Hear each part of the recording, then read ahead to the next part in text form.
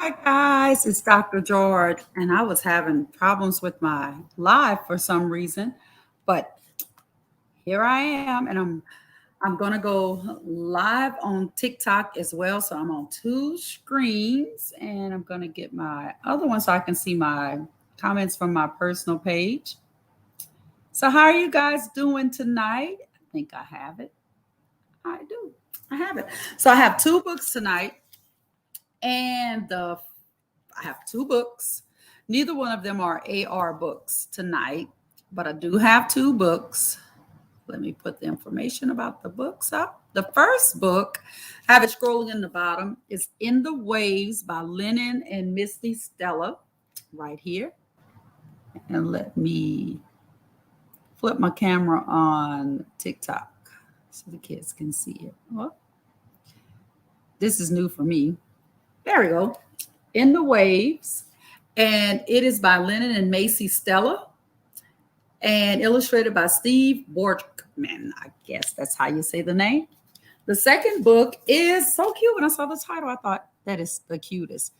It is Romeo Sars and Juliet Rex by Mo O'Hara, illustrated by Andrew Journer. So, hi, Kelsey. How are you? Long time no see. I sure do miss you, sweet girl. So, here we go. First book right here, In the Waves by Lennon and Macy Stella. All right. I'll read that first book. George got a lot going on over here. And there I am. All right. So the first book, In the Waves. Here we go. And this is not an AR book. Hello, Mike. Greetings from Carlsbad, New Mexico. Going to Texas on Thursday. Oh, my goodness. Texas is a big state. All right, here we go.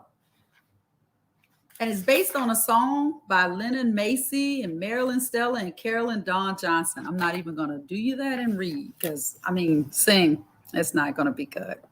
Hi, Ava, Ari, and Pop Pop. How are you guys? And hello, Ms. Roberts. How are you? So let's get started. I got my old flip-flops and my hat on top, a coat of sunblock that I almost forgot. Well, it's kind of a book that makes you almost sing it. It's got like a sing-songy tune to it. Headed for the blue seashore, got my boogie oogie boogie board. How neat that is. The pictures are super cool in this book. Mom says, hurry, hurry, come on. What could possibly be taking so long? We say, Mama, we're almost done. Getting all ready for some sister fun. I have 5 sisters, so I know all about sister fun. In the waves, in the water, in the waves, in the water.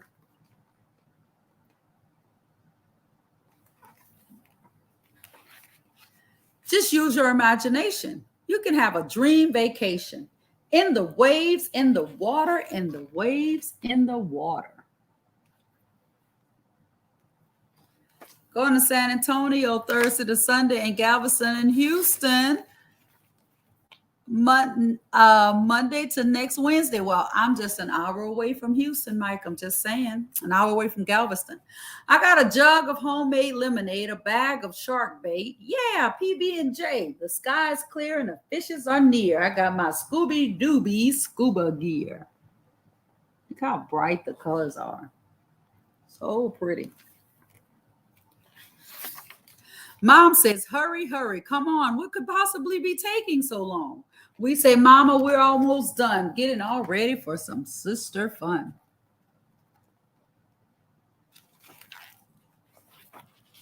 In the waves, in the water, in the waves, in the water.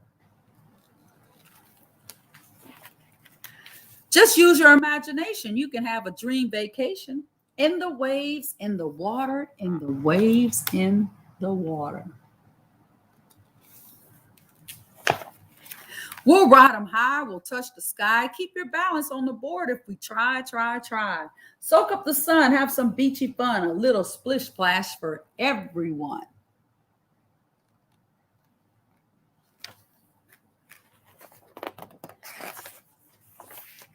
In the waves, in the water, in the waves, in the water.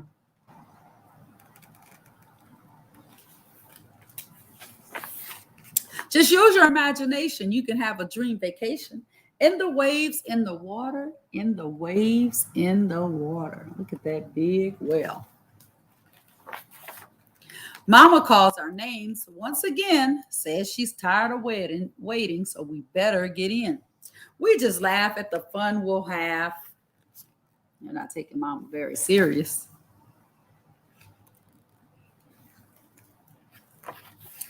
In the bubbly, wobbly bubble bath. So they weren't going anywhere. They were just going to take a bath. Mike, that sounds like a plan. Yeah, we're really not at a beach that's hot. We're just two sisters who pretend a lot. I love that. So they were never at the beach. They were just taking a bath all alone. So I love that book. In the Waves. A second book, Romeo Sars and Juliet Rex by Mo O'Hara, illustrated by Andrew Joyner. Here we go.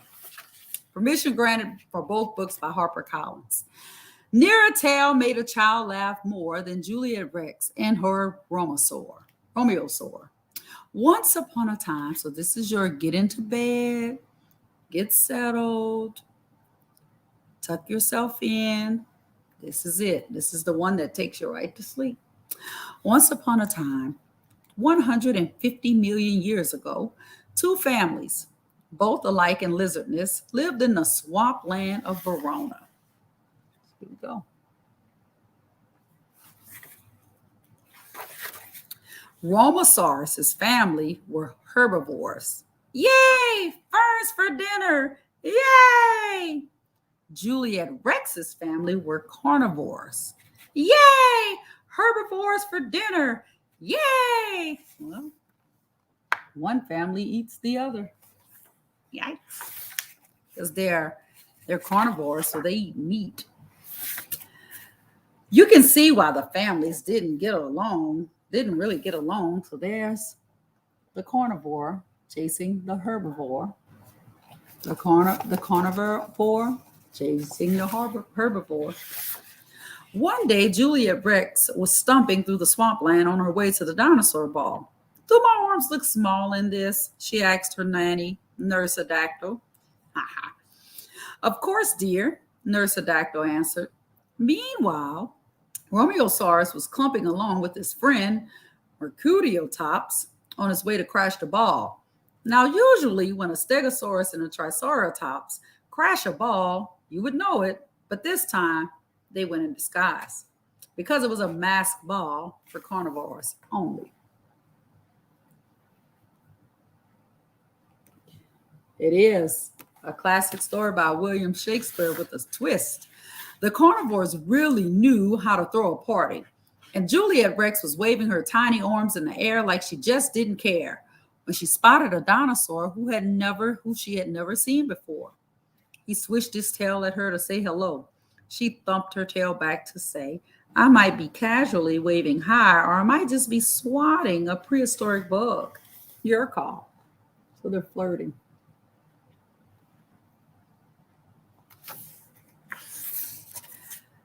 Romeosaurus went over and the two dinos danced. They giggled, they talked, they played, and they started to become friends.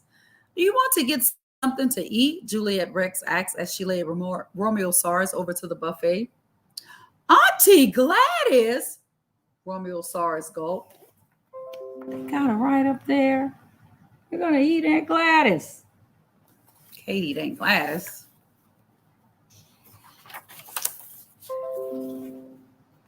Romeosaurus rushed to help Aunt Gladys off the buffet table and take the apple out of her mouth. Wait, you're a herbivore, Juliet Rex asked, taking off Romeosaurus's mask. You're a carnivore. And then a fight broke out at the dinosaur ball. Apparently, Mercutiotops had poked Juliet Rex's cousin, Tybalt Rex, with his horns while dancing. You better go, Juliet Rex said, sneaking Romeosaurus out during the commotion. Will I see you again? Romeosaurus looked back and smiled. Here we go. That night, Juliet Rex looked out from her clifftop balcony.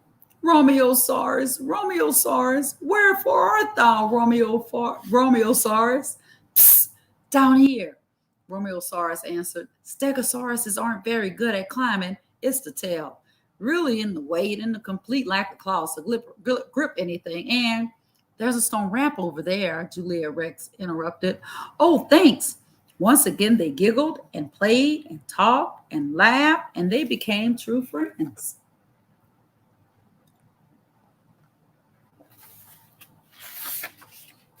My family would never want me to be friends with you, Juliet Rex said. I mean, I could never invite you over for dinner.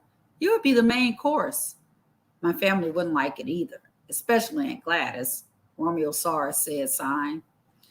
Then what can we do? Juliet Rex wondered. So there they are, trying to figure out what they'll do. When Nurse Adactyl woke the next morning, she found that Julia Rex's bed had not been slept in, and she found a note. A herbivore is my true friend, so off I go to Swampland's Inn.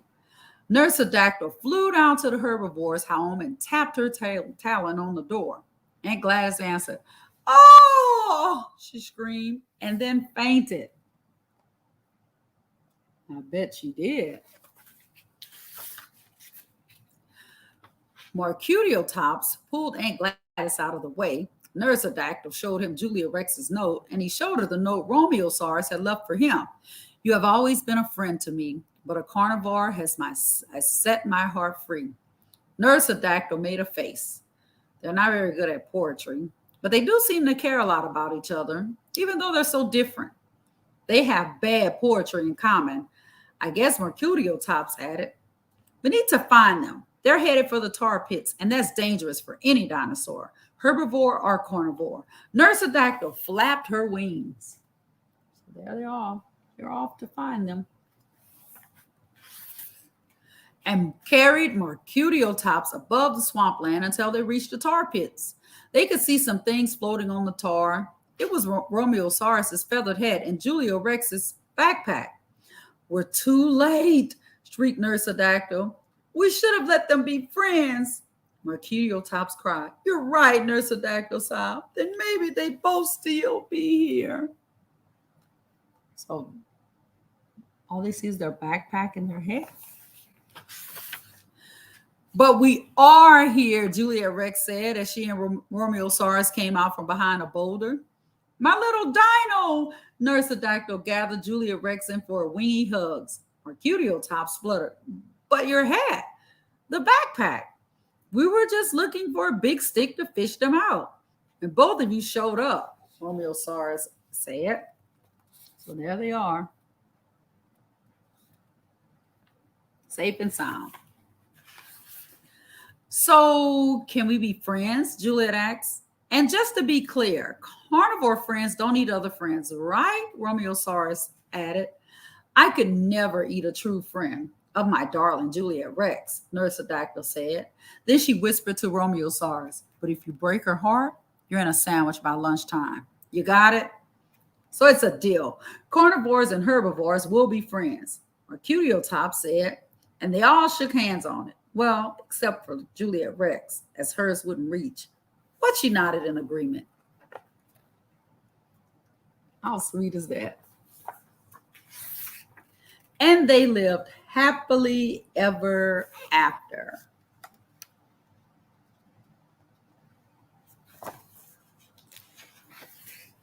Until